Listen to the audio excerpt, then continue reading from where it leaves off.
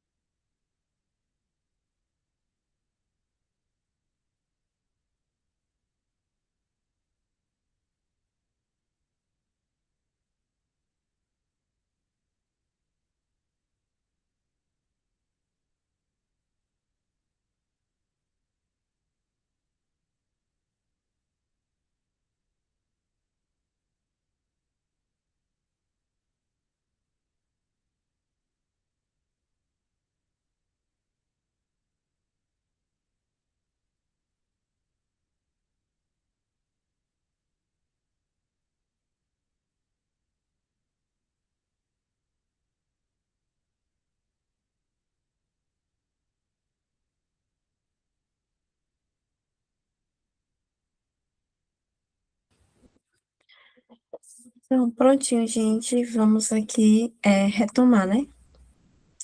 Como a gente já iniciou, né? Desculpa novamente por ter a internet aqui, eu tive que resetar o roteador, mas vamos aqui. O que seria essa didática, né? Didática, ela estuda esse processo de ensino-aprendizagem, como é que isso ocorre, né? E Kandau, ele articula que a didática, ela articula a teoria e a prática educativa. Para Libânio, essa mediação ocorre entre ensino do conteúdo e aprendizagem. Como é que isso ocorre? Essas bases teóricas, né, desse processo de ensino-aprendizagem. A didática, né, ela é fundamental para que se faça com que o ensino ele seja eficaz e dentro dele existe envolve métodos, técnicas, e nessa a gente vai ver como é que isso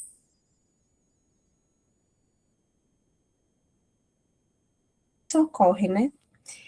O conceito de didática, esse conceito a gente tem que lembrar que conceitos são históricos e sociais, porque ele ocorre durante um tempo e com a mudança da sociedade. Para a pedagogia, a didática é um estudo sistemático da educação, né? É a reflexão sobre doutrinas e os sistemas de educação.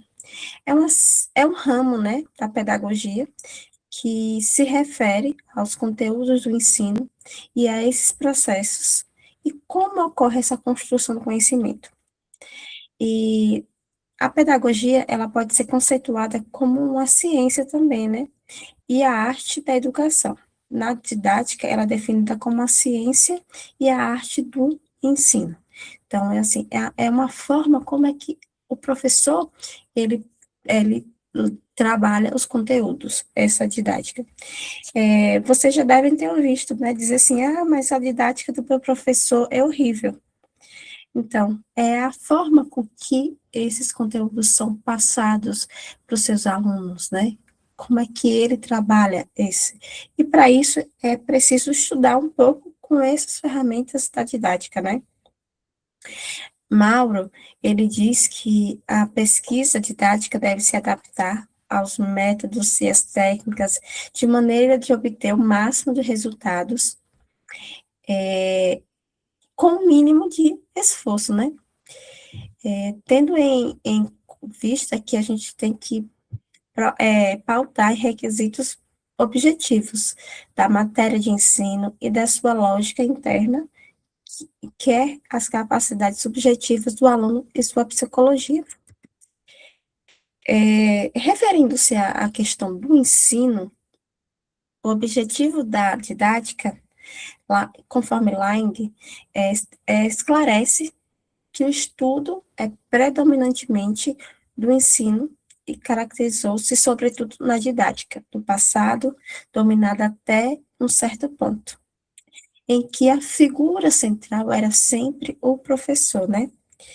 Já atualmente, né, nessa didática contemporânea, hoje o professor, né, ele é o quê? O mediador desse conhecimento. E ensinar e aprender são duas faces diferentes, né? De uma mesma moneda. A didática, ela não pode tratar o ensino por parte do professor, sem considerar esse processo de ensino-aprendizagem do educando. O estudo da dinâmica, como é que ocorre essa aprendizagem, é essencial para que o professor ele possa trabalhar sua didática. E qual esse princípio básico não é que o aluno seja passivo, né? Mas sim que a criança ela possa fazer parte dessa construção do seu conhecimento. Então, a didática é, ela é o estudo da situação instrucional, é o processo, né, que ocorre essa aprendizagem. Então, esse processo ele é entre professor e aluno, essa relação entre como é que ocorre essa relação aluno, né? Até o século XIX, predominou na prática escolar que o professor ele era centro de todo conhecimento, né? E que o aluno ele era apenas ele só estava ali para receber esse conhecimento. No entanto, e isso começou-se a evoluir, né? Em que o professor ele não era o centro ele não era detentor de todo saber, né? E a gente também baseia-se na concepção de que o ser humano era semelhante a um pedaço de ser argila que podia ser moldado, quando essa percepção de que o aluno era ele só era receptor. Desde da antiguidade, né, a gente, lá na Grécia, Aristóteles, ele já tinha essa teoria, né, que foi retomada frequentemente ao longo dos séculos, parecendo que novas formas e novas imagens. Essa ideia, né, do século XVII, ela foi difundida muito em que o ser humano era uma tábua rasa, né? E apenas estava ali para ser polida, né? Escrita com conhecimentos que o professor ele tinha para aplicar em sala de aula. Ensinava-se a ler e escrever da mesma forma, independente do nível de aluno, das questões sociais, das questões emocionais, então, era uma única metodologia, né? Então, a gente vê que o estudo de texto literário, gramática, história, geografia e até de matemática eram repassados de uma única metodologia, uma forma didática, não exigia que o professor ele modificasse, porque acreditava-se nesse tipo de didática, em que o aluno era uma tábua rasa, né, lisa. E Sócrates, né, no século V a.C., ele, para ele, o saber não é algo que alguém, no caso o mestre, né, transmite a uma pessoa que aprende, no caso o discípulo. O saber é um conhecimento, é uma descoberta que a própria pessoa realiza. Conhecer é um ato de dar no interior, se dá no interior do indivíduo. A função do mestre, segundo Sócrates, é apenas ajudar o discípulo a descobrir a si mesmo e a verdade. Então, já para Sócrates, né, e já antes de Cristo, ele já acreditava que o professor estava ali só para mediar esse conhecimento. Esse método socrático, né, foi denominado com ironia, né, pelos demais, né, e tendo sido refutado, né, e nessa refutação de Sócrates, né, levantava objeções às opiniões que o discípulo tinha sobre algum assunto, né, e que julgava ser verdade. Para Sócrates, né, essa, é, essa questão do aluno ele participar, o discípulo era fundamental para que ele entrasse no processo de busca pela verdade. Já Comênios, né, ele é conhecido como o pai da didática, né, ele, dentre as obras criadas por Deus, o ser humano é a mais perfeita. Dada a sua formação cristã, Comênios, ele acreditava que o último do homem é a felicidade eterna, né? Assim, o objetivo da educação é ajudar o homem a atingir uma finalidade transcendente à cósmica, né? Desenvolvimento com o domínio de si mesmo através do conhecimento, né? E de todas as coisas. Então, para Comênio, os educadores medievais, na concepção dos fins da educação, mas diferenciou-se dos demais, né? Porque para ele, os meios através que a educação ele deveria ser conduzido, né? Ele era do mesmo época dos outros, mas para ele, o ser humano, ele precisava dessa mediação, não ser apenas, o professor ele tem que ser mediador, não apenas o aluno ser o receptor, ele tinha que fazer parte desse processo de ensino-aprendizagem. Na sua obra didática magna, né, de 1632, Comênios, né, ele teve grande contribuição sobre o trabalho docente, né. Para Comênios, o ensinar um assunto, o professor deve apresentar o objeto ou a ideia diretamente fazendo demonstrações, pois o aluno aprende através dos sentidos, principalmente vendo e tocando. Aí a gente já pensa um pouquinho de Vygotsky, né? Aí mostrar a utilidade específica do conhecimento transmitido e a sua aplicação na vida diária. Porque o educando, ele é um ser social, né? Ele tem que dar significado. Aí a gente vem para a questão de Ausubel, né? Tornar esse conhecimento significativo. Fazer referência à natureza, à origem dos fenômenos estudados, isso e suas causas, né? E o professor de ciência, pautando nisso, ele tem que... Por que eu vou ensinar as estações do ano? Qual a importância para o meu aluno, né? Explicar primeiramente os princípios gerais, para depois os detalhes, né? Passar para o assunto ou tópico seguinte apenas quando o aluno tiver compreendido o anterior. Como se pode ver, esses pressupostos, né, da prática docente já eram é, proclamados por Comênios no século XVII. E muito vem se discutindo até hoje, né? Essa questão dessa metodologia. Já Papa Pestalozzi, né?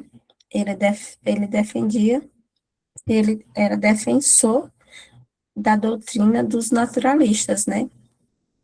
Principalmente Rousseau, né? Pestalozzi, o ser humano nascia bem e o caráter de um homem era formado pelo ambiente que ele era inserido, né? Que rodeava ele. Sustentava que era preciso tornar esse ambiente mais próximo possível das condições naturais, para que o caráter do indivíduo fosse desenvolvido a partir de uma forma positiva. Para Pestalozzi, as transformações da sociedade iria processar através da educação. E tinha por finalidade, né, o desenvolvimento natural, progressivo e harmonioso de todas as faculdades e aptidões que o ser humano vinha a ser desenvolvidas ao longo da sua vida, né. Para a sua época, a ideia que Pestalozzi tinha, né, era um pouco inovadora, porque na segunda metade do século XVIII, essa concepção dessa corrente era de que as transformações revolucionárias seriam um remédio que curaria todos os males sociais.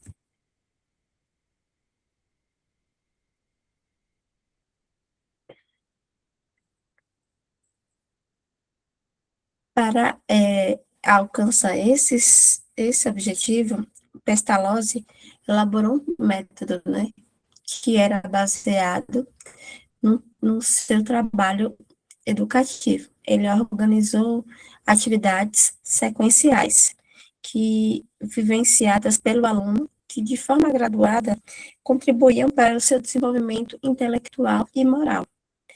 No método de Pestalozzi, ele foi posteriormente chamado e tinha as seguintes características. Ele apresentava um conhecimento começando por seus elementos mais simples e concretos, de forma a estimular a compreensão.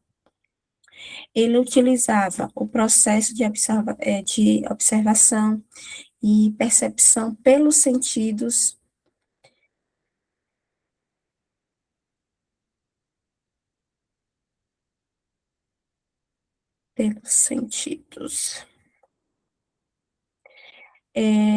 Utilizava a fixação do conhecimento por meio de uma série progressiva de exercícios para os graduandos, né?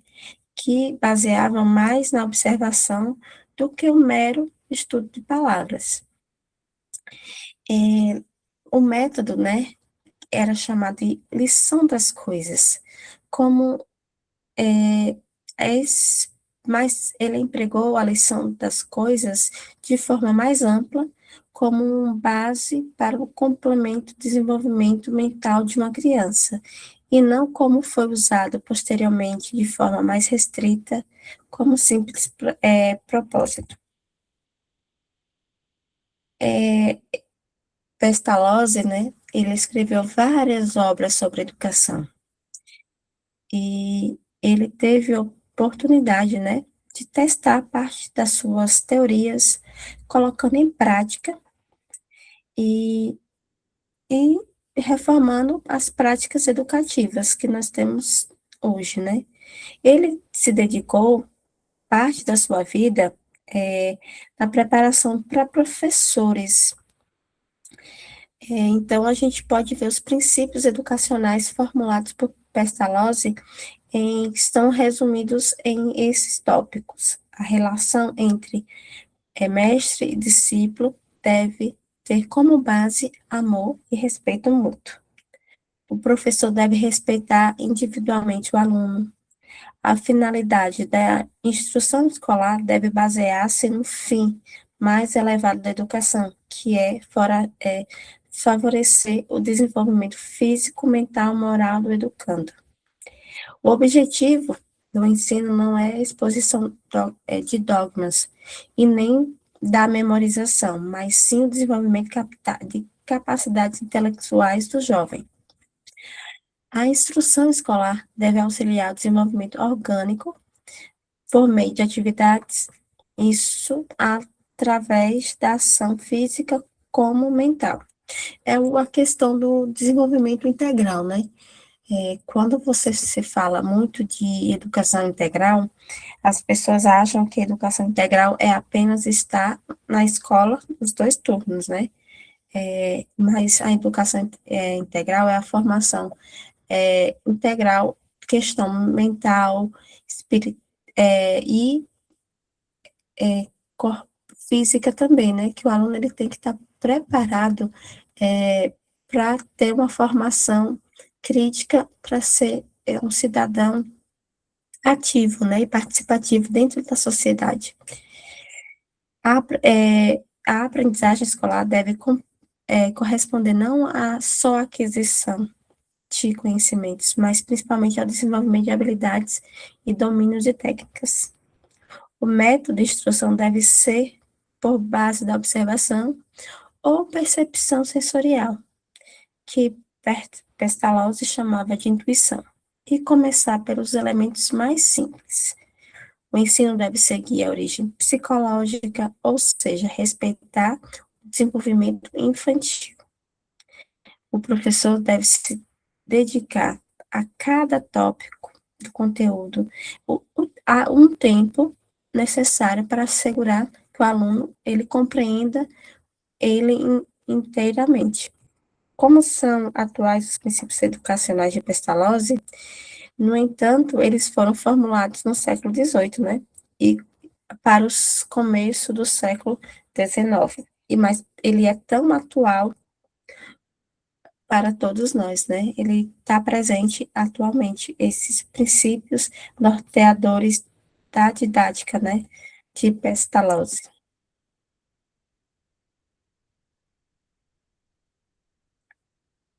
Já para Ebert, ele, ele baseou-se no trabalho de Pestalozzi, né? E, posteriormente, ele elaborou seus próprios conceitos educacionais, né? Fundamentados na ideia da unidade do desenvolvimento e da vida mental.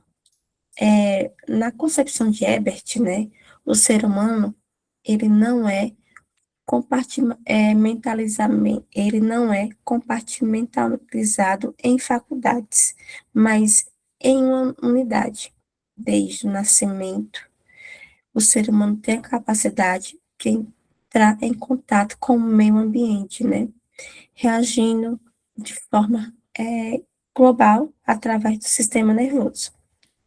Por meio de interações e percepções sensoriais, o ser humano ele, ele interage com esse ambiente e dá origem a representações primárias, né?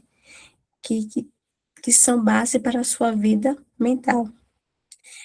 Ao fazer generalizações e representações primárias de forma de conceitos, e através de conceitos, essas interações com esses conceitos conduzem a atos de julgamentos e de raciocínio.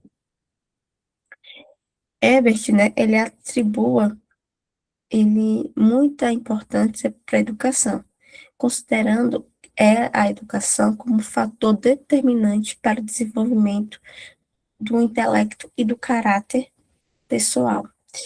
A educação, para ele, né, para Herbert, é responsável pela formação das representações e pela forma com que essas representações são combinadas nos meios mais elevados dos processos mentais.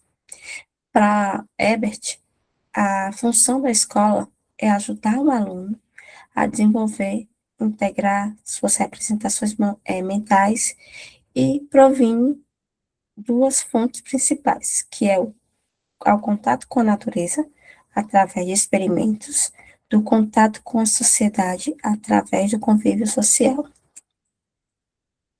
Aí nós temos outro contribuição, que é de John Dewey. Dewey, né, é um dos, ele tinha do homem a concepção entre que o homem e da vida e que serve de base para a sua pedagogia, em que a ação é inerente à natureza.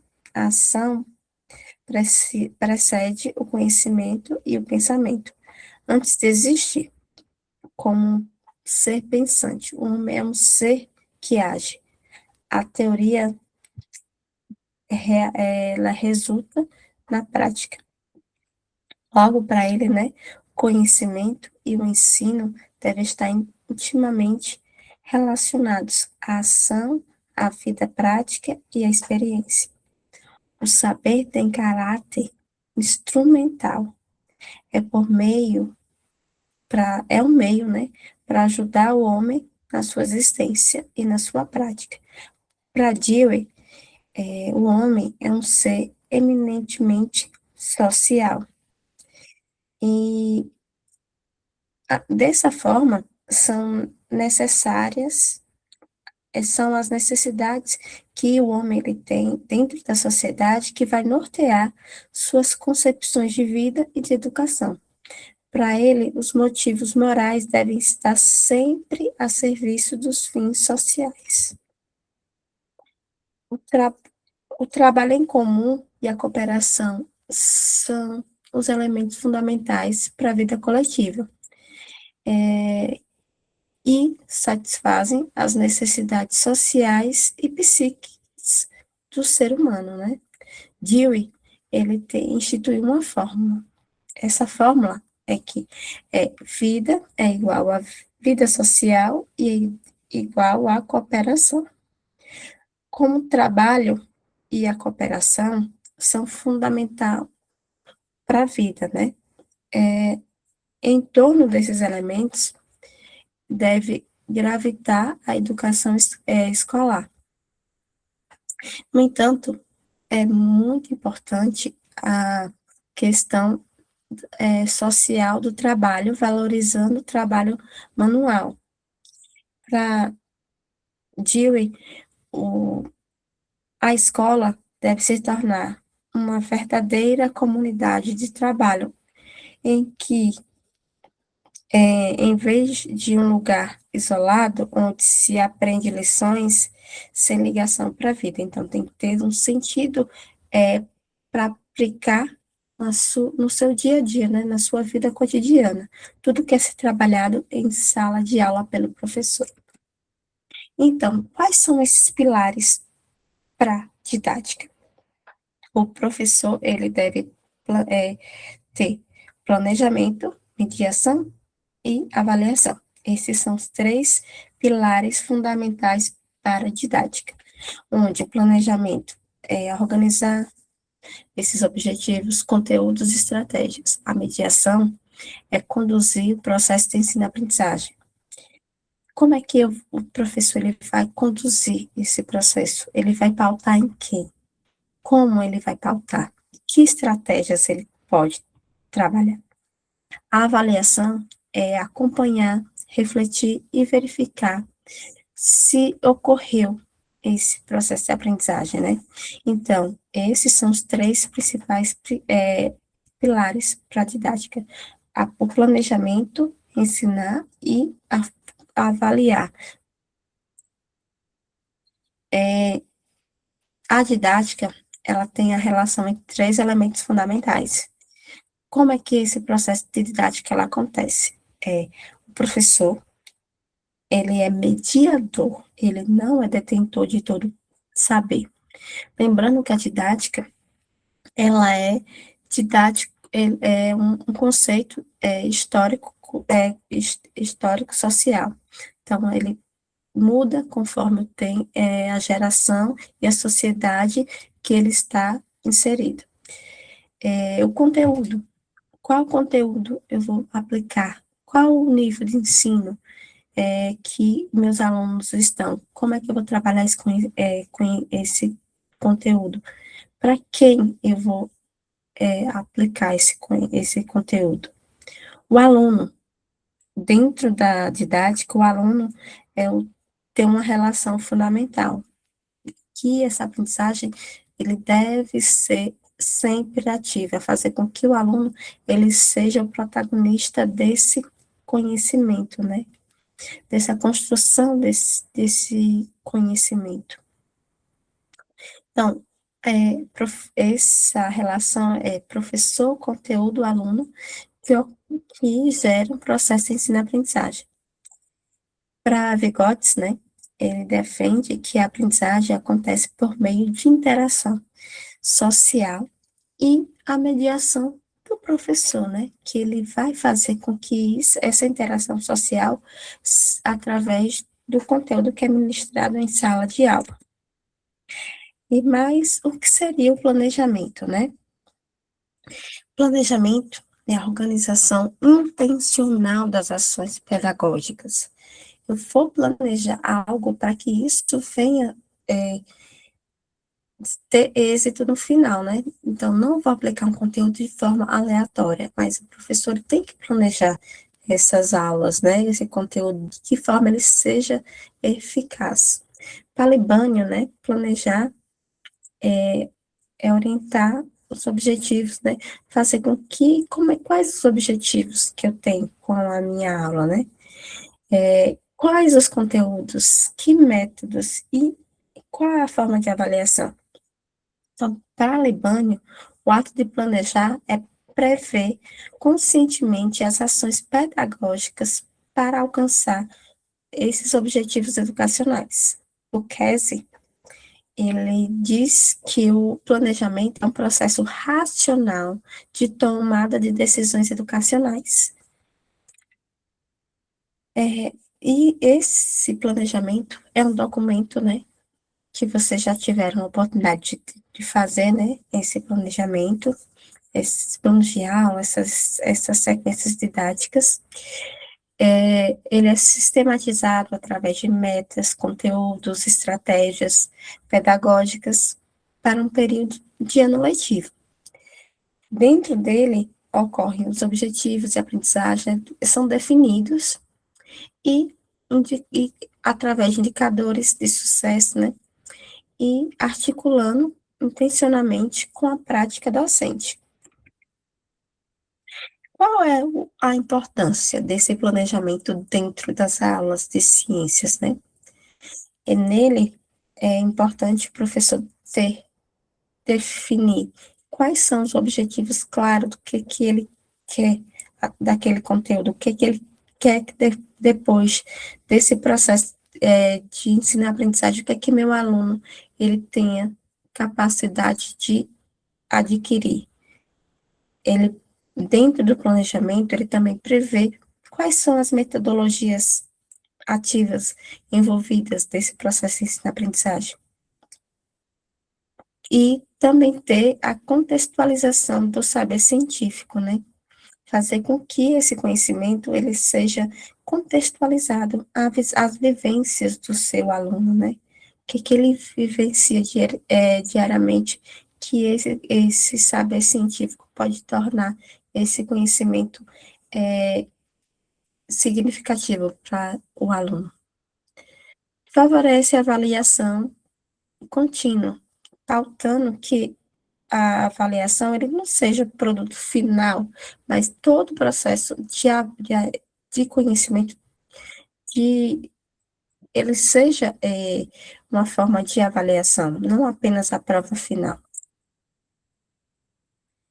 E a gente percebe que existe atualmente uma crise na educação. E o porquê que isso ocorre, né? Hoje, constantemente, os educadores, eles apontam que a escola está em crise, né? Que não ocorre, eles não conseguem desenvolver e desempenhar com eficiência a função, informar muito menos função formadora, né? Que nós temos hoje, com várias tentativas que já foram feitas no intuito de melhorar essa forma de aprendizagem, como é que meu aluno ele aprende, né? Então, hoje existe essa crise na educação de como se trabalhar um conteúdo em sala de aula, né? E foram redefinidos vários objetivos, né, de conteúdos mais atualizados, e foram acrescentados no currículo, tentando mostrar, tornar esse conteúdo bem mais dinâmico, né, com técnicas didáticas, novas estratégias,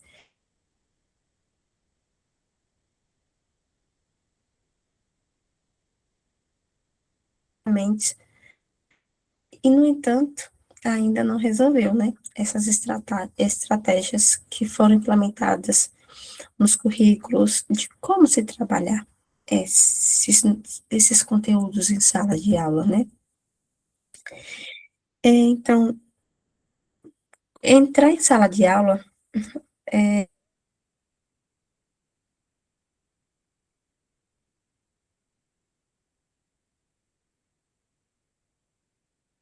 conseguem aprender, né? Esses meus alunos, eles são burocratas, tecnocratas, executivos, operários. O que que eles querem se tornar? Eles vão se tornar o quê? Homens de negócios, bem-sucedidos, ou um homem-máquina, né? Nas suas várias modalidades,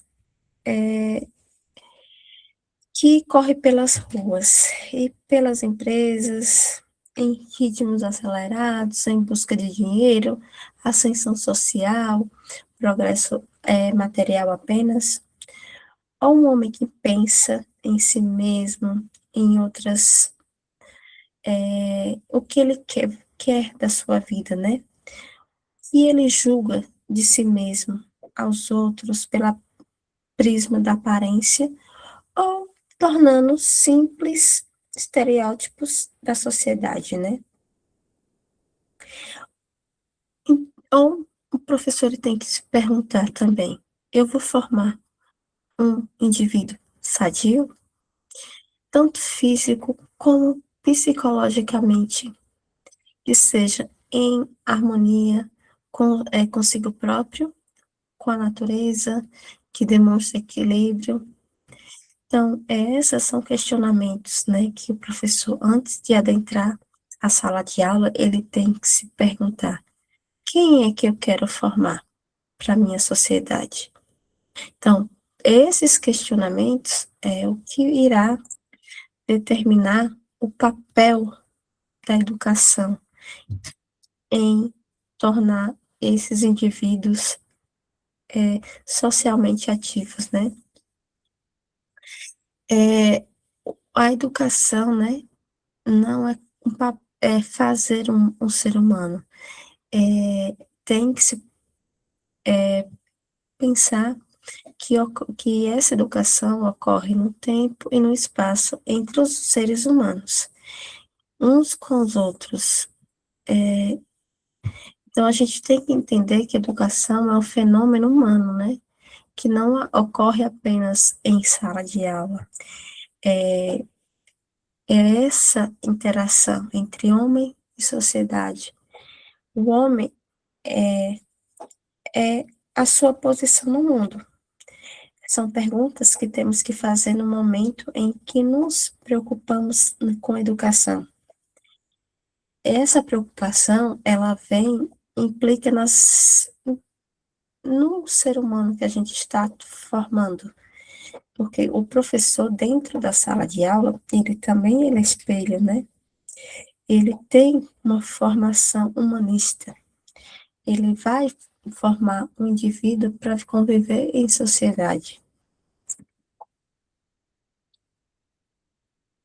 E qual é a contribuição das ciências no comportamento para a pedagogia?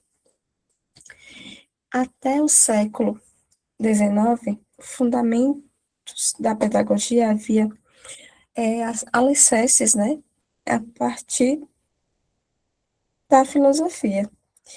Já no século XX, a pedagogia começou-se, né, ter receber influências diretas da biologia, da psicologia, que estruturava, reivindicava status de ciência e da sociologia também. Essas ciências trouxeram contribuições significativas para a pedagogia, em particular para a didática, né? E essas contribuições dizem respeito principalmente para a compreensão mais objetiva do desenvolvimento humano e seus aspectos físicos, intelectual, efetivo, efetivo, né? E tanto também, bem como os conhecimentos sobre as diferenças que nós temos entre os indivíduos. E quais são essas necessidades, tanto infantis, né? E mecanismos de motivação, de aprendizagem, a importância dos fatores ambientais e sociais do ser humano. Porque a gente tem que pautar que ser humano, por mais que eles estejam no mesmo espaço, tanto social como temporal, as formas de aprender são diferentes. E quais são os desafios atuais que a escola ela tem, né? Como as escolas podem responder para as crianças que trazem seus próprios dispositivos móveis de comunicação midiática, os celulares, né, para a escola. Como as escolas gerenciarão a tensão entre as redes informais e aprendizagem com aprendizagem formais dentro de sala de aula? Que estratégias didáticas com os dispositivos móveis que o professor ele pode ser, a, a, se apropriar de forma adequada, né, dentro da escola, que apresenta um bom custo-benefício? Então, a palavra estratégica, né, estratégia, ela vem da conotação militar e se origina do grego estratégia, que significa ofício de general, relacionada a pensar estrategicamente na batalha e com o objetivo de vencer o inimigo, né? Então, quais serão essas estratégias que o professor tem para usar os desafios atuais? É definido pela Torre como um conjunto de procedimentos adaptativos em quais organizamos sequencialmente uma ação com o objetivo de obter metas previstas. Então, o que seria uma estratégia didática? Para Salinas, Pérez e Benito, elas definem estratégia didática como um conjunto de procedimentos apoiados em adequadas técnicas de ensino, tem por objetivo alcançar objetivos previstos ou desenvolver processos de ensino-aprendizagem nas melhores condições. No entanto, essas estratégias didáticas têm proposições. Então, propor estratégias didáticas que desafiem ou possibilitem o desenvolvimento de operações mentais, processos pedagógicos que devem ser pensados de maneira em que as operações de pensamento sejam despertadas, exercitadas, construídas e flexibilizadas, né, através de rupturas, mobilizações e construções e sínteses. Os professores, eles deverão se comportar como verdadeiros estrategistas, né, no sentido de estudar, selecionar, organizar, propor melhores ferramentas que permitam que os seus alunos eles se apropriem facilmente dos conhecimentos. E essas estratégias devem ser criadas sempre a atender objetivos específicos para envolver os alunos nesse processo de ensino-aprendizagem. Os componentes fundamentais, né, para essa estratégia didática consideração teórica ou perspectiva do conjunto de processo, uma finalidade ou meta, uma sequência que seja adaptativa, fazer uma realidade contextual, pensar nos agentes ou processos envolvidos. E qual é a finalidade e eficácia dessa estratégia, né? Conforme Latorre. Qual é o principal envolvimento do trabalho docente, né? Antacial e Alves, eles afirmam, né, que o trabalho docente, ele não se restringe apenas no conteúdo, mas sobre o processo que envolve, né, um conjunto de pessoas na construção dos saberes. O professor, ele não pode pensar apenas no conteúdo, né, como eles são possíveis de serem transmitidos de forma idêntica, né. Cada aluno tem uma particularidade, turmas têm vários desafios, né? Então, o professor ele tem que se adequar, né? Como é que ele vai trabalhar esses conteúdos, né? Em diferentes contextos. E quais são essas estratégias eficazes para o ensino de ciências? A gente tem que ver quais são essas habilidades críticas que estimulem a curiosidade, que promova pensamento lógico e contribua para a formação de cidadãos cientificamente alfabetizados. As aprendizagens significativas, né, são fundamentais para fazer essa relação entre novos conhecimentos e com a estrutura cognitiva dos alunos, né? Essas estratégias devem promover uma conexão entre experiências prévias, o que é que o aluno ele já detém, para que isso possa potencializar a compreensão dos conceitos científicos. E o professor, ele também deve pautar uma aprendizagem baseada em projetos, em que venha envolver o aluno no processo de investigação, de resolução de problemas reais, promovendo a autonomia desse aluno, né? E também ter uma abordagem interdisciplinar, com diversas áreas do conhecimento, né? Fazendo com que o aluno, ele compreenda esses fenômenos científicos em diversas perspectivas, né? Enriquecendo, né, essa experiência de aprendizagem do aluno. E essa avaliação, ela deve ser formativa, né, em que permita com que o professor identificar essas lacunas dos alunos, fazendo um feedback, né, entender o que meu aluno ele aprendeu e como ele aprendeu, o que eu posso melhorar na minha didática, né.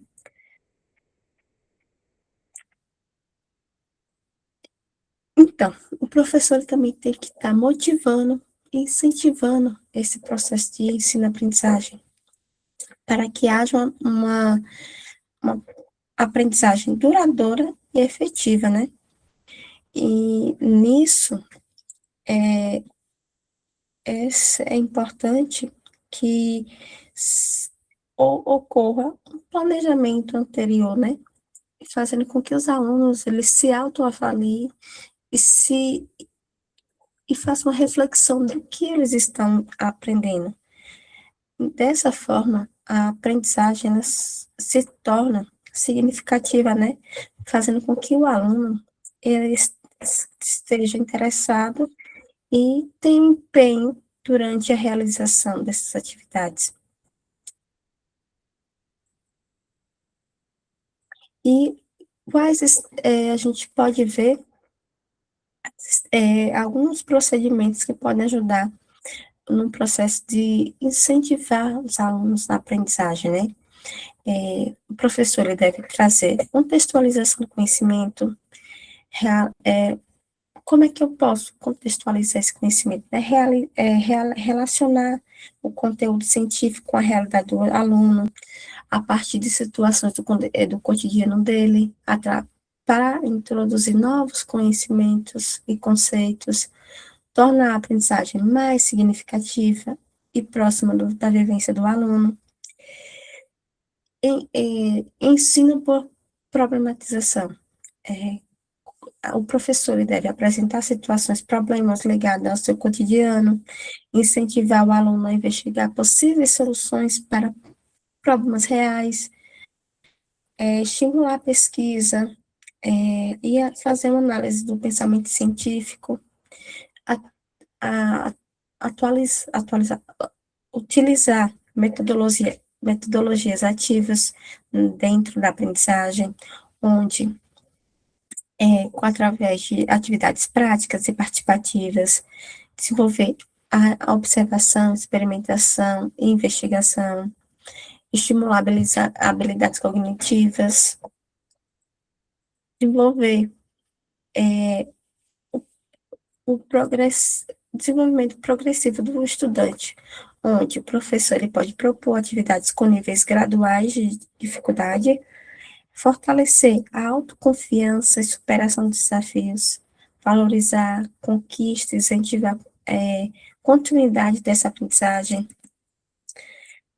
fazer um planejamento compartilhado das atividades, organizando atividades em conjunto com a turma, explicar os objetivos, expectativas de cada proposta, tornar o aluno consciente do seu papel dentro do ensino e aprendizagem e clareza nos objetivos de aprendizagem. Explicar ao aluno a finalidade de cada atividade que eles estão realizando, demonstrar a importância do conteúdo a ser estudado, o que ele vai aprender, para que ele vai aprender aquilo, né? O que isso vai contribuir na sua vida.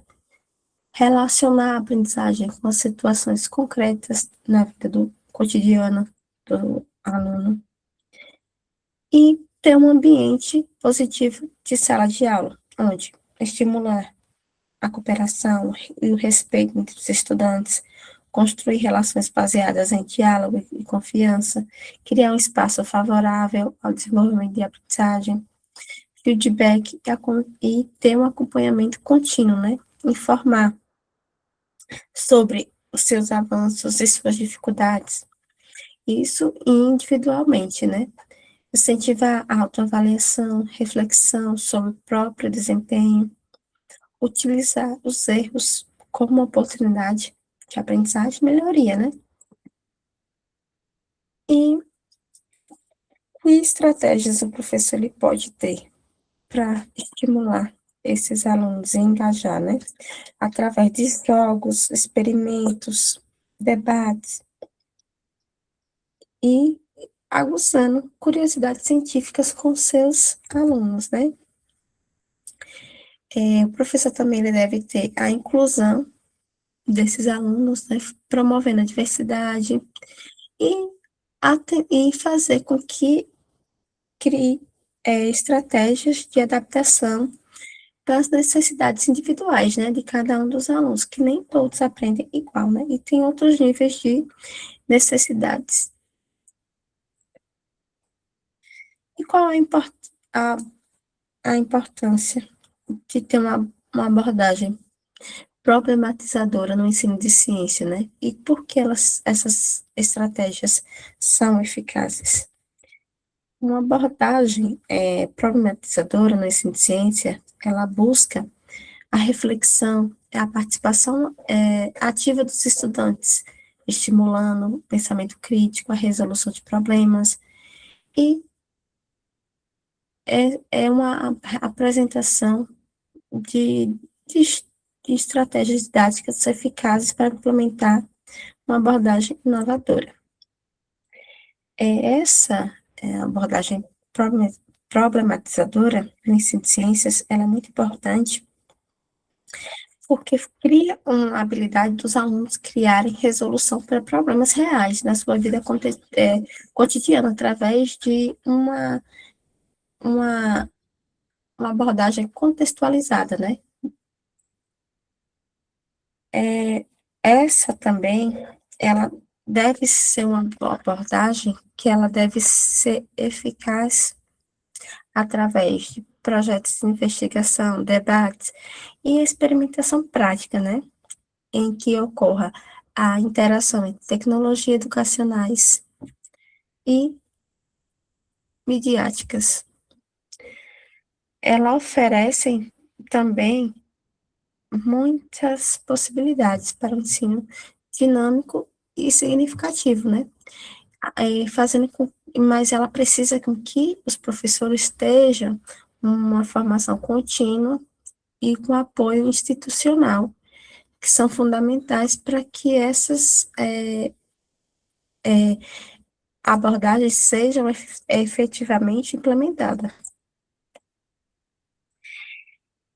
Ela também, essa abordagem problematizadora, ela é muito importante, pois ela promove uma aprendizagem significativa, fazendo com que os alunos eles estejam o desenvolvimento de habilidades essenciais para o seu cotidiano, para a sua ação como cidadão ativo, né? Outra coisa importante é o uso de tecnologias educacionais, que a gente sabe que hoje nós estamos numa realidade praticamente virtual, né? Onde o professor ele pode utilizar simulações virtuais através de aplicativos que promova a intencionalidade, né, daquela atividade, fazendo que o aluno ele aprenda esses fenômenos científicos bem complexos através dessa interação com as mídias digitais. E hoje nós temos os desafios também, que é os celulares, né? Os dispositivos móveis em sala de aula. Por mais que estejam leis que proíbam o uso do celular, infelizmente é uma preocupação constante dos professores, porque hoje nosso mundo é praticamente digital. Todos os alunos estão ligados nas redes sociais. Então, que dispositivos móveis nós temos que podemos ser implementados em sala de aula? Nós temos computadores, tablets, celulares, muitas mídias digitais que nós temos hoje, né? E dispositivos digitais. E como professor, a gente vê que a maioria dos alunos, eles se conectam mais por telefones celulares, né? Raramente, e por quantas horas por dia eles utilizam. Então, fazer essa pesquisa com o seu público é fundamental para ver como é que eles estão mais interagindo, para utilizar como estratégia didática, né? Como é que eu vou utilizar um celular em sala de aula? Qual é o maior tempo que ele utiliza com esses dispositivos, né? Então, eu trouxe aqui um mapa, né, dos dispositivos que os alunos, os usuários utilizam diariamente. Nós temos aqui um computador, tablet, telefone celular. Aqui, né, aqui são todos os usuários da América Latina, né, em que mais de 3 horas em verde é o computador. Diariamente, nós temos o tablet, né, E nós temos aqui a quantidade de horas utilizadas por dia também. 1 a 3 horas. Aqui na América Latina, o que ganha aqui é o computador, né? Esse aqui, no caso, é o notebook. Quais são as funcionalidades que o professor pode utilizar, né? Dentro em sala de aula com esses dispositivos móveis? Eu posso utilizar câmera, posso utilizar leitor de documentos, geolocalização, sensores, música, microfone, pesquisa. Também temos outras funcionalidades, a comunicação, mensagens, interação, touchscreen, relógio, microprojeções, aplicativos, conectividade com internet, portabilidade, memória. Então, são várias funcionalidades que esses dispositivos têm que o professor ele pode utilizar em sala de aula, né? Explorando, investigando, discutindo, né?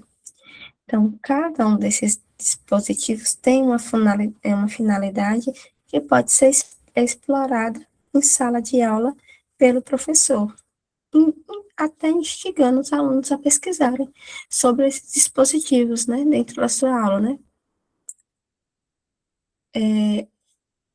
A aprendizagem móvel, né, consiste na utilização desses dispositivos tecnológicos móveis no processo de ensino-aprendizagem a partir das múltiplas interações do contexto em que eles estão inseridos. Ela pode ser uma grande aliada, né, para o professor durante suas aulas, né, até mesmo para a questão da visualização de vários modelos didáticos que tem hoje dentro desses dispositivos móveis, e também dentro das diversas abordagens metodológicas, em que foque muito na participação dos alunos através desses recursos tecnológicos. Nesse contexto atual, a gente percebe que hoje, por mais que as pessoas estejam reunidas, a interação é através dos dispositivos digitais, né? E isso a gente vê que essa base teórica do modelo prático para construção e análise de estratégias didáticas com esses dispositivos móveis. Nós temos aqui autores como Latorre, ele diz que como é que eu posso trabalhar? Ver o contexto da sala de aula, o papel docente, a organização desses recursos, o clima e a avaliação, né? Como implementar esses dispositivos em sala de aula? Ferramentas tecnológicas. Nós temos Taylor, Shapley e Volva, que ele diz que temos que ver quais são esses dispositivos tecnológicos, o sujeito, como é que ocorre esse controle, contexto, a comunicação e objetivo, e o objeto de interação, né? Lauliard, ele diz que é para botar qual tempo, número de alunos, descrição dos objetivos, resultados, como essa sequência, como é que será utilizado, tipo de atividade, a duração, como é que os alunos, eles são, a organização dos alunos, qual é o papel do professor dentro da utilização desse recurso, e que recurso é esse, né? E descrever detalhadamente como é que eu posso utilizar esse recurso didático em sala de aula. Sequência didática, né? Então, a gente fala de didática, planejamento, a gente tem que entender qual o papel dessa sequência didática no processo de ensino-aprendizagem, né? E como ele vem para organizar essa aprendizagem de ensino de ciência. Uma sequência didática é um conjunto organizado de atividades articuladas. Para Zabala, Essas atividades são estruturadas com começo, meio e fim. Bowles, Novas e Schwelle, eles dizem que é uma progressão intencional da aprendizagem. E quais são os elementos de uma sequência didática? Temos o tema, problema, objetivos, quais os conhecimentos prévios que meu aluno tem, como ela vai ser desenvolvida, quais são os tipos de avaliações que o professor vai utilizar dentro dessa sequência didática e quais recursos didáticos ele vai utilizar. Aqui é um modelozinho do professor tem que colocar o ano, qual o objetivo geral dessa sequência didática, e pode ser também por habilidades, né? O objetivo, dependendo do currículo que o professor está trabalhando. Qual é a quantidade de aulas, né, para desenvolver essa sequência didática? Quais os conteúdos serão trabalhados? É apenas um?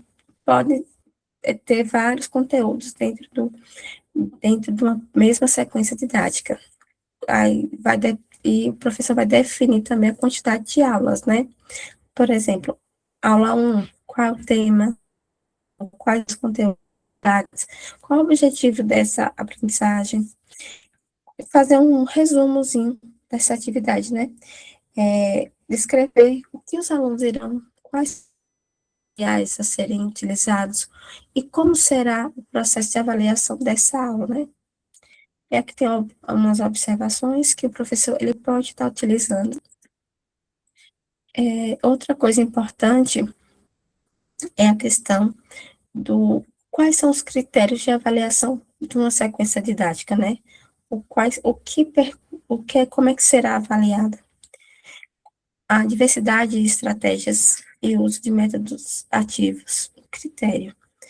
O que é indicado dentro dessa sequência didática é que ela apresente uma diversidade de estratégias de aulas com atividades práticas, pesquisas, experimentos, atividades investigativas, entre outras, que permitam que o aluno ele seja protagonista do seu aprendizado, do seu conhecimento. O que é pouco indicado dentro desse critério? É uma sequência didática que possui a maioria das aulas expositivas, sem nenhuma atividade prática dos alunos, né? E o que não é indicado? Todas as aulas sejam expositivas e utilizem a mesma metodologia para promover uma aprendizagem. E para a formação, outro critério seria a formação integral. O que é indicado? As aulas sejam, fazer que os alunos colaborem para o seu desenvolvimento de competências gerais, como comunicação, criatividade, pensamento científico. Isso fica claro dentro do desenvolvimento do resumo da aula. O que é pouco indicado nessa formação integral? Aulas que colaboram para o desenvolvimento de competências gerais, como comunicação, criatividade, pensamento científico, as ações que colaboram para que não ficam claras no resumo da aula. E o que não é indicado? Aulas que não colaboram para o desenvolvimento das competências gerais, como comunicação, criatividade e pensamento científico. Critério: a avaliação. O que é indicado? Uma sequência que utilize diferentes estratégias de avaliação, como questionários, levantamento de conhecimentos prévios, provas e conversas com os estudantes. Dentro desse critério, que não é pouco indicado, é uma sequência que utilize poucas vezes diferentes estratégias como avaliação, como questionários, levantamento de conhecimentos prévios, provas e conversas com os estudantes. Que não é indicado nesse critério de avaliação, a sequência que utilize apenas uma forma de avaliação, como provas e relatórios. E o critério de coesão. As atividades somadas promovem o desenvolvimento da habilidade, objetivo de aprendizagem definida e pelo grupo. Maior parte do tempo é empregada para o desenvolvimento da habilidade e não na revisão ou antecipação de conteúdos. Pouco indicado nessa questão nesse critério de coesão, atividades somadas que promovam parcialmente o desenvolvimento de habilidades ou objetivos de aprendizagem definida pelo grupo. Maior parte do tempo é empregada para o desenvolvimento da habilidade e não na revisão ou antecipação dos conteúdos. O que não é indicado? Atividades propostas que não promovam desenvolvimento de habilidades, objetivos de aprendizagem definida pelo grupo, a maior parte do tempo é empregada na revisão ou antecipação dos conteúdos. Então, quais são a estrutura e as fases para elaborar uma sequência didática, né? A primeira fase, a gente chama da fase de motivação, né? Onde o professor ele vai fazer a problematização e o levantamento de ideias prévias dos educandos, né? E a segunda fase seria a fase de investigação, onde o professor ele iria criar atividades experimentais de construção para que ocorra a construção de conceitos. E a fase de sistematização e avaliação, que seria a retomada, consolidação e verificação das aprendizagens que os alunos já tiveram no percurso dessa sequência didática. Qual o tempo e os recursos, né? Distribuir as atividades por aulas, prevendo tempo para experimentação e para reflexão, planejar recursos materiais, como laboratórios, recursos digitais, folhas de registro, garantir a flexibilidade para que, no caso, se ocorrer algum imprevisto, né, aprofundando conforme as necessidades. A diferenciação pedagógica, adaptar as tarefas por níveis de habilidades, de estilos de aprendizagem, oferecer apoios a essas atividades, ampliadas e alternativas de avaliações, né? Promover a inclusão por meio de recursos acessíveis e agrupamentos variados. Um exemplo prático aqui de uma atividade é de uma aplicação de uma sequência didática. Aplicação não, de uma sequência didática. Aqui, o tema, como a gente é do Nordeste brasileiro, né? Aí, o tema foi a água e a convivência com o semiárido, no caso da Bahia, para o 8º ano do ensino fundamental.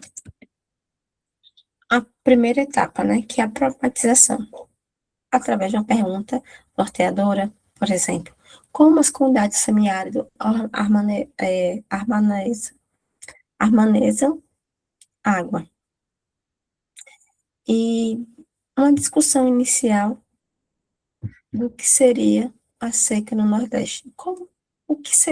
Todas as regiões têm a mesma seca? Por que o Nordeste é conhecido como um lugar de seca? A etapa 2 seria o quê? Investigação. Pesquisa sobre cisternas e tecnologias sociais, pode utilizar vídeos, documentário e fazer o levantamento de hipóteses. A etapa 3, experimentação, que poderia ser a construção de maquetes, de cisternas, simulação de captação de água da chuva, registro em grupo. Etapa 4, a avaliação e sistematização. Os alunos poderiam produzir cartazes, fazer apresentação oral e autoavaliação através de uma rúbrica avaliativa.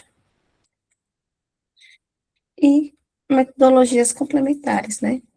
Aprendizagem baseadas em problema, investigação científica escolar ou sala de aula invertida. Algumas experiências. Aqui é uma atividade de problematização, né, de uma sequência didática para 9º ano do ensino fundamental. a partir do conteúdo interdisciplinar. Aí que tem um textinho que fala: na cultura popular brasileira, as festas juninas têm um lugar especial, pois além de valorizarem tradições locais do país, também revelam muitos elementos históricos, religiosos, mitológicos, curiosos, que passam despercebidos. Tais festas, como é sabido, seguem o calendário litúrgico da Igreja Católica, que é que, no processo de assimilação das antigas cultos pagãos europeus, na transição da Idade Antiga da Idade Média, acabou por substituir os rituais dedicados aos deuses médios orientais, gregos, romanos, nórdicos, por festas dedicadas a santos. No Nordeste brasileiro, o São João tem grande tradição cultural, sendo realizada durante o mês de junho, na cidade de Sendo Bonfim, Bahia. É considerada a capital baiana do forró, pois esses festejos ocorrem durante todo o mês, reunindo centenas de turistas de todo o Brasil. Nesses festejos juninos ocorre a Guerra de Espadas, no dia 23 de junho, sendo um dos eventos mais tradicionais da cidade. No entanto, ocorre uma série de proibições do Ministério Público sobre a realização dessas guerras de espadas, visto que nessa causa, a mesma causa danos sérios às propriedades públicas, privadas, bem como danos à saúde dos participantes e até mesmo os espectadores. Diante de tal situação, pesquise quais os compostos químicos que envolvem o processo de fabricação das espadas utilizadas durante o evento, classificado de acordo com a tabela periódica, e evidenciar o processo histórico da descoberta desses elementos e quais são as contribuições para o desenvolvimento da sociedade.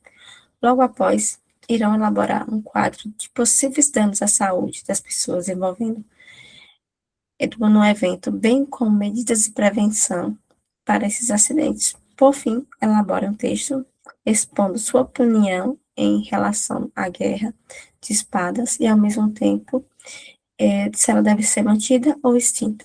A gente vê que nesse texto, nessa atividade, ela trabalha ela é bem interdisciplinar, trabalha contexto histórico, português, a questão de química, biologia. Então, várias disciplinas podem ser trabalhadas e exploradas dentro de uma mesma problemática, né?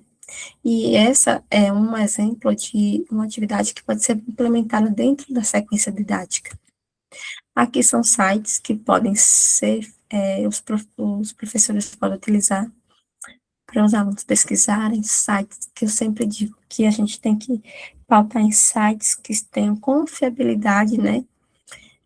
Não o Wikipédia, por exemplo, que não é um site confiável para a gente que trabalha na academia, trabalha em atividades escolares, a gente pautar em sites que tenham informações validadas. Aqui tem outros sites, e existem outros sites, né? Apesar dos desafios que nós temos no ensino de ciência, temos muitas oportunidades, né? Que para inspirar a próxima geração de cientistas a promover a compreensão sobre os desafios globais por meio do conhecimento científico. Então, a gente tem que pensar que a implementação eficaz de estratégias requer muito planejamento do professor e uma formação contínua, né? E colaboração entre os educadores e compartilhar sempre essas boas práticas e experiências. Como eu coloquei aquele último texto, ele pode ser elaborado por vários professores, a mesma sequência didática, contemplando a aprendizagem significativa e o desenvolvimento integral do aluno, né, para viver em sociedade. Lembrando que a próxima atividade de vocês é a elaboração dessa sequência didática, que vocês vão elaborar e serão avaliados pela uma rúbrica também, né? Então, lembrem que acho que até dia 7 vocês têm que elaborar essa sequência didática E outra coisa importante também é a participação de vocês nos fóruns, viu? Que eles contam também como trabalho para vocês. Ele vale 2 pontos, no caso, 20 pontos, a participação do fórum. De, de cada unidade são 3 fóruns, no primeiro módulo, segundo módulo, terceiro módulo. Eles contam também como pontos para vocês. Então, lembrem, eu vi que pouca gente participou, então ele também ele faz parte do processo de ensino-aprendizagem de vocês.